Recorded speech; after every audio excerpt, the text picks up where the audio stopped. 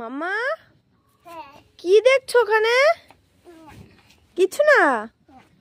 আমি তো দেখলাম কিছু দেখলে। আমি তো দেখলাম তুমি ওখানে কি দেখলে। কিছু দেখোনি? ওই নিচু হয়ে কি দেখলে তুমি? তুমি দেখেছো? সকালে মার খেয়েছো? মার খাওনি? তোমার চোখ কোথায় দেখাও তো? চোখ?